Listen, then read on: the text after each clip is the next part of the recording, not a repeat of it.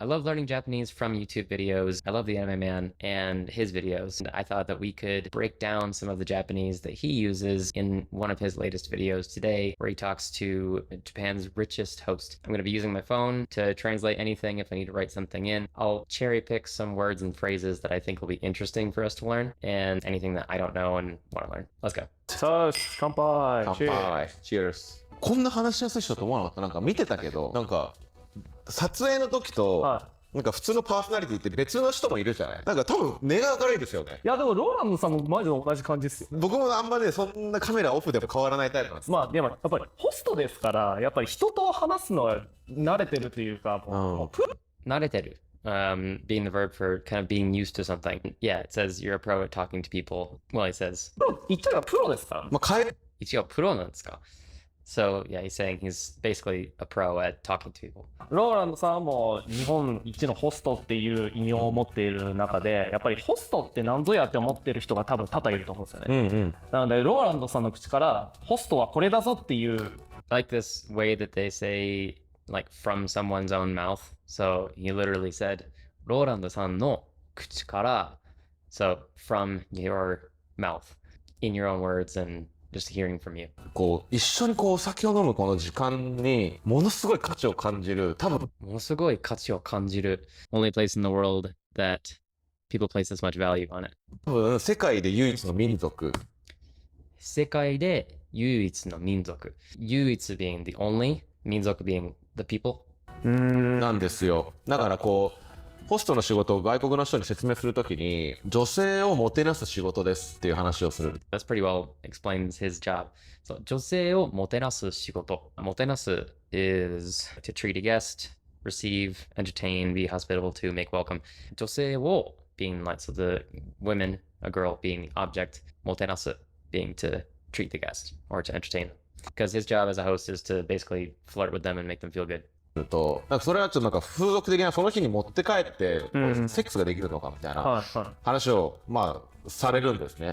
でそうじゃなくてただ一緒に飲んで話して時にはその後にデートすることもあるよと。でもそれは絶対じゃなくてケースバイケースで基本的に Literally translated there. Case by case. 俺たちの仕事はお酒を飲んで乾杯をして女性のこう話を聞いたりとかなんかこうちょっとときめくようなセリフを say stuff that makes a girl's heart skip a beat. ときめく is an interesting one that I actually learned from オタクに声は難しい to beat fast, one's heart to flutter with joy or anticipation, throb, pound, palpitate. ちょっとときめくようなセリフをときめくようなセリフを so セリフ being like lines. Side note, one thing you'll hear a lot in Japan is こっちのセリフ is like saying, oh, that's my line in a time where maybe someone says something that you would say That's my line too. Yeah, so ときめくような so such that or so that her heart pounds セリフ the line 言うとかっていうのがメインの仕事なんだぜって話をするともう絶対に理解できないんですよ。なぜなら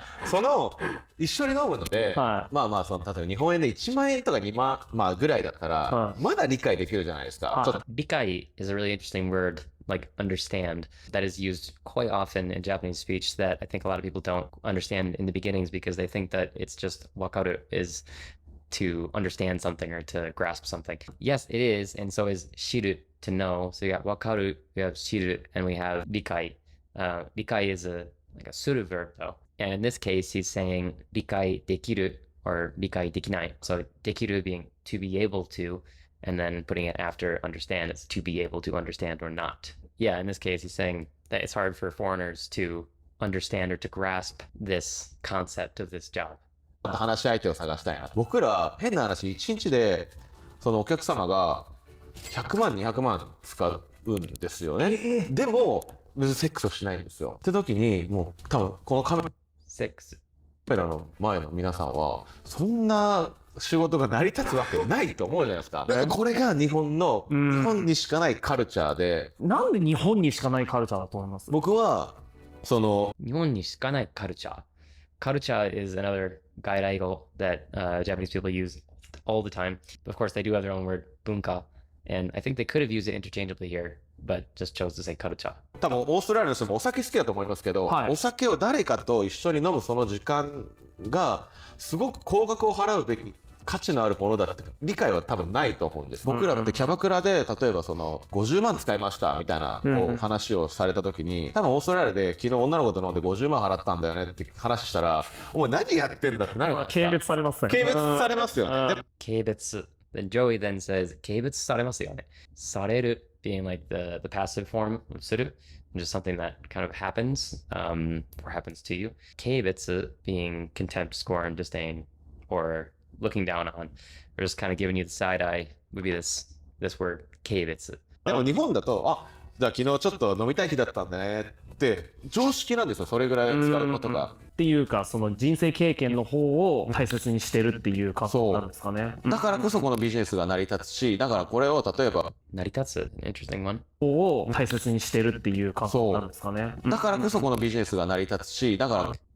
らこそ so that's exactly why. 収益を上げてる事業だから、例えばあなたオーストラリアでやってみたらいいじゃないって言われたら、僕は絶対やらない。絶対成り立たないから。で、そのやっぱり絶対成り立たない. So you're saying the negative form of this verb, 成り立つ. 絶対成り立たない. Yeah, it wouldn't be a viable business. There it is. ホスト歴長かったじゃないですか。何年ぐらいやってました、ホストは。10年ぐらいですか。それってそのホスト界の中では長い方ですか？長い。That's interesting. So I'd say that's from the word like 世界, being the world. But ホスト界 is kind of like a chop up of that word and making it the hosting world. ってくるんですよ。で、実際に稼げる人はもう18とかで1000万ぐらい月に稼いだりとかもするんですよね。人生変えたくてやっぱやってくるので、まあそのなんて人生変えたくて人生変えたい。So 変える being like to change something, so they want to change their lives. 変える change to the want form of 変える the verb to 変えたい。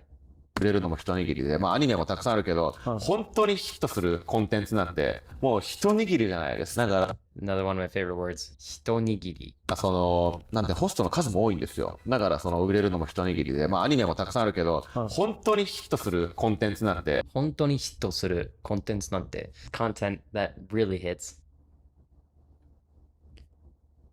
一握り is like just a handful or a small amount, a small number. Yeah, you can see it here in the subtitles, but I just think it sounds funny out of context when you don't know what it means, because it kind of sounds like person and then nigiri. But of course, in a lot of words, 人 can be just the number one. Here we find that case. で、そのローランドさんがもう俺はホストになるっていうきっかけは何だったんですか？きっかけは This is another really good word. きっかけ. So like the impetus for something, the thing that made you start something. You'll hear that all the time. Start, cue, excuse, motive. Yeah, like kind of they'll often use it in terms of like what got you into something. Yeah, what made you start doing something. 本当に田舎の日本の田舎に住んでる、まあ学校もちゃんと行ってなかったような何もない人が、その東京に来てホストになって、何もない人、何もない by itself can just mean there is nothing. And if you just slap it right on the end, 人, then it just means a person with nothing, a person who owns nothing, who has nothing. 何もない人. And I think that's just cool. It's cool how you can kind of modify things in Japanese by slapping a word right at the very end of it. それ見たときに僕サッカー選手にこうなりたかったんですけど、もうプロになれなくて、で何 Let's talk about potential form. So he said サッカー選手になりたかった. So he wanted to become a soccer athlete, a soccer player. になりたかった. So that's the to become verb なる, and then you change that to なりたい, which is like want to become. He's saying that it was in the past though. So you got to change that なりたい to past tense to なりたかった. That's when you get this sentence. サッカー選手になりたかった. Yeah, so he's saying that I did want to, but 僕サッカー選手にこうなりたかったんですけど、もうプロになれなくて。And here he says プロになれなくて. プロになる is like that by itself would be saying to become pro, to go pro. But the potential of that, like to say able to become pro, would be なれる, another form of なる. And he said なれなくて, which is なる to なれる to なれない to. Then he's trying to connect that to the next part of the sentence coming up by changing it to the te form. So なれなくて, and then he goes on. で何もこうすることがないなって思ってた時に、新しい夢ってなんだろうと思った時にその本見て、ああもう俺こう東京の歌舞伎町でホストしてこのプロになれなかったこの悔しさをバネに、もう違う形で成功して絶対このまあ結構強いチームにいたんで、チームメイト結構プロになったんですよ。テレビつけるそういうやつが出てて、もう本当悔しいじゃないですか。まあそうですよね。だからそいつらを見返そうと思って、見返す to look, stare back at someone literally, to look again literally, or to prove oneself superior to someone who had previously been condescending. So そいつら being like all those guys を見返そう。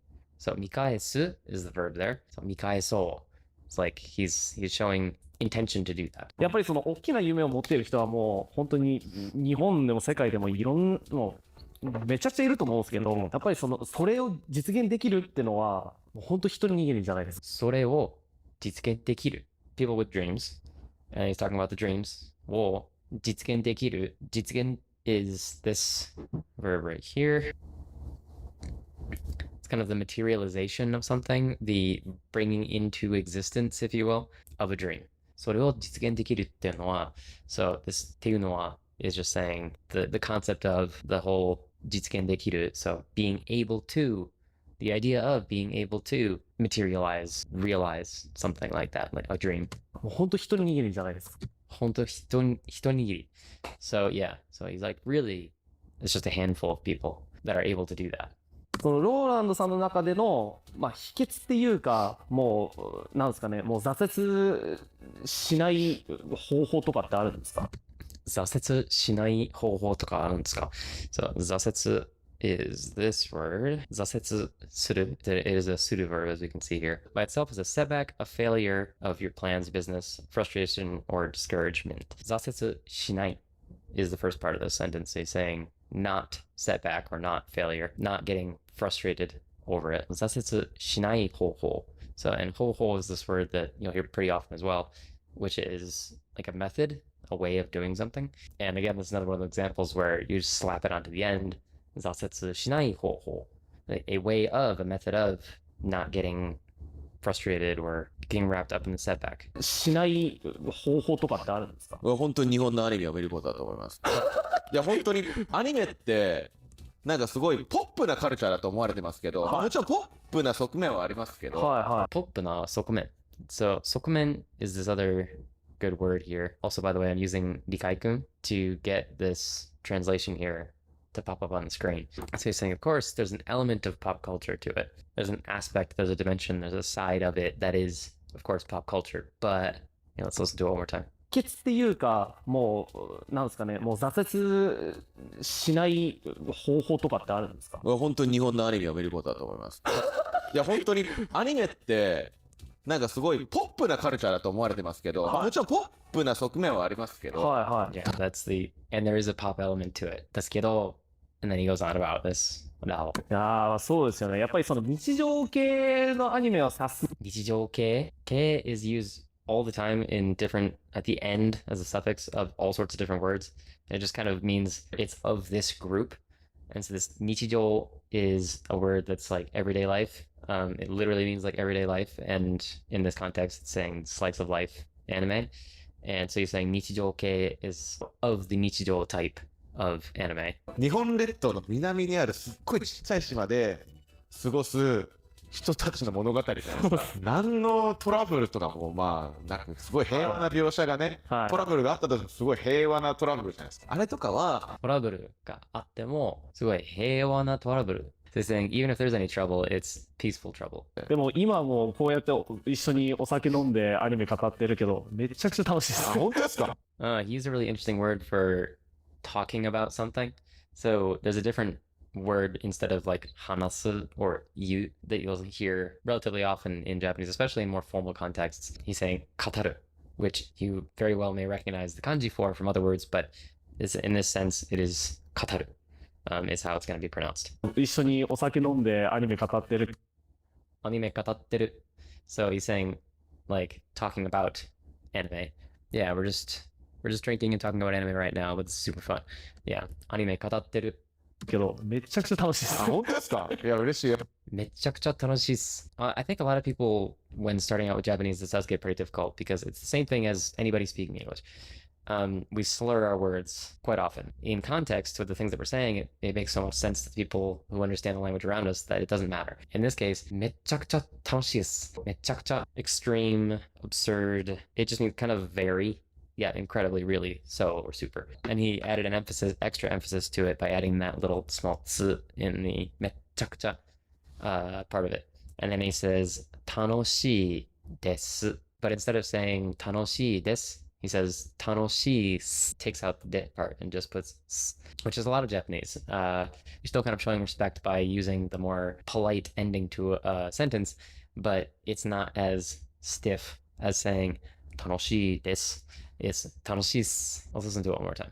あ、そうなんですね。一緒にお酒飲んだりとかして。でも今もこうやって一緒にお酒飲んでアニメ語ってるけど、めちゃくちゃ楽しいです。あ、本当ですか？ Yeah, he like barely even pronounces the word 楽しい, but it's like 楽しいっす. あ、いや、嬉しい。いや、僕も楽しいですよ。普通にめちゃくちゃなんかもうローランドさん指名したような感じ。確かに。まあ、大体やっぱ。ローランドさん指名したような感じ. So he's saying ローランドさん, Roland, 指名, calling on, asking for, requesting for. So it's like what you would do, 指名する verb, when you go to one of these host clubs and you call on one of the hosts. やっぱりアニメ好きっていうのはもう隠してたんですか？隠してましたね。それはやっぱりその女の子が嫌がるかもしれないからっていう面で。I have a bit of a side story. What he just said here. やっぱりアニメ好きっていうのはもう隠してたんですか？隠してましたね。He's saying, did you hide the fact that you were interested in anime to the girls in this industry? He's saying, yes, I did, by repeating the verb. This is something that I messed up a long time ago, one of the first times that I was living in Japan. I didn't really understand the difference between 隠れる and 隠す. For example, here, it's a verb that you would use for like hiding yourself. So you're hiding your own person. 隠れろ, telling someone to hide, or 隠れてるの? Are you hiding? It's a different thing from 隠してるの. So 隠す is a verb that is you hiding something else. So something like outside of yourself. And when I was playing hide and seek, I used the wrong one. And yeah, I've learned since then that there's a big difference between 隠れる and 隠す. And here he's saying 隠してた. So past continuous 隠してた. He was hiding the fact that he was an otaku, anime otaku. もう本当にもうローランドさんに似たような経歴だと思うんですけど。だし、The word he's using here is 経歴 and kind of like your personal history, your career. もう本当にもうローランドさんに似たような似たような経歴だと思うんです。経歴だと思う。ローランドさんに似たような. So you'll hear this all the time in Japan as well. 似る to say that something resembles something or looks a lot like something. You'll hear it most often in the present continuous because that's how it's usually used. Saying like, 似てる, 似てる. So within context, usually you would hear just the verb by itself, just 似てる. And here, ローランドさんに似たような. So something like resembling or being similar to, and then plopped at the end, 経歴, which again is personal history or career. So, and here they translated it as, I feel like that's kind of similar to the path you've been down. So yeah, it's similar. Their personal history is similar. Their career path has kind of been similar. だと思うんですけど。だし、多分ね、その軌道に乗り始めて、なんか違う収入。軌道に乗り始めて. So something that I looked up when I was watching this. To be on track to going to plan to enter orbit. 軌道に乗る, he's using with an attachment on the end there. 軌道に乗り始めて. So once you've started to be on track, things are up and running, as it's saying here. By itself means to be on track to be going to plan. And once you put on the end, 始める, 乗り始める. It's saying you're starting to get things up and running. It's kind of the beginnings of getting it up and running. っていう感じで、ローランドさん、今日ありがとうございました。ありがとうございました。I'm not sure how to wrap this up. I think that this is such an efficient and really good way to learn Japanese. And just like how I'm doing in the video, trying to use the same words that I'm hearing as I'm hearing them, stopping, finding the phrases, looking them up. Whenever you need to, using an app like this Nihongo app, to find any words that maybe you find on the closed captioning that you can't even quite hear the sound of, until you develop the ear to pick out these words, you can just draw them in and learn that way.